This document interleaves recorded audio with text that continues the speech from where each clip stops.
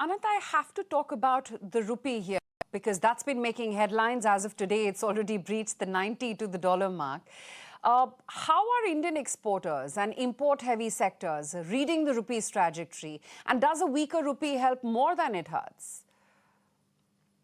Difficult to say. It's just a very recent development, and I'd say that it's happening largely because of market conditions, current account deficit, uh, foreign investors maybe investing more in the US and dollar outflow happening as a result.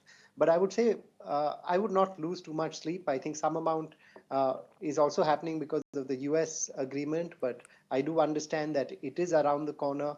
A large part of the negotiation is over, and if that were to come soon, then I think rupee strengthening will happen again.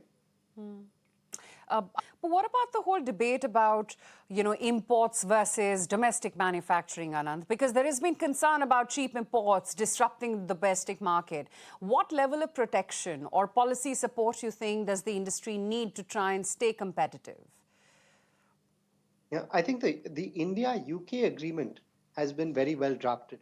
There is a phasing of import of products from the UK. It's over a 7 to 10 year period that duties will over time come down for automotive products, and similarly for products that we sell into the UK.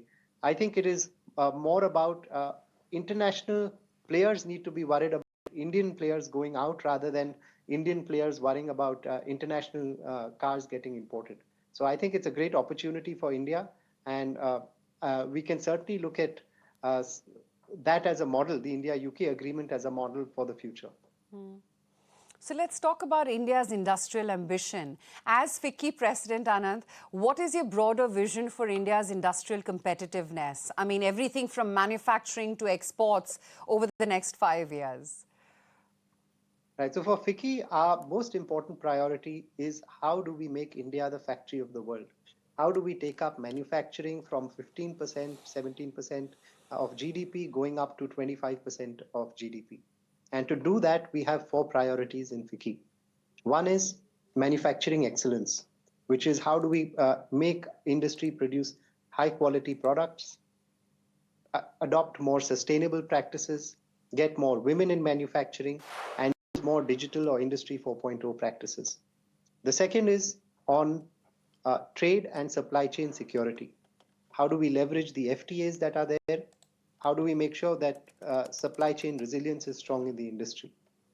The third is on ease of doing business, which is partnering with the government to ensure that we are continuously recommending good reforms, and based on what has been already done, ensuring strong implementation across the country. And the fourth is innovation and R&D, where how do we utilize the 1 lakh crore fund, take up innovation R&D from 0.7 to 1% plus levels, and finally industry academia partnerships. So these are the 4 priorities that we have, and we are working very closely with the government and within industry to make sure we really take up our manufacturing quotient. So that's for the next 5 years, Anant. But what's the table on, or rather task on the table right now as you now have FICCI? So right now it is all of this. So there's so much that is happening at the government. We have FTAs that have been signed. How do we fully leverage the FTAs that have been signed, as well as going forward? As I said, on innovation R&D, it is about utilizing the 1 lakh crore effectively and working with the government to make sure there are tweaks if there are needed. And lots for industry's sake. How do we make sure we have great companies sharing their best practices on sustainability, on innovation, on digital and Industry 4.0. So we have a bunch of work that we are doing and hope to take that forward. Okay, and good luck with that. And congratulations once again, Anand. Thank you so much for your time today. No, thank you for having me.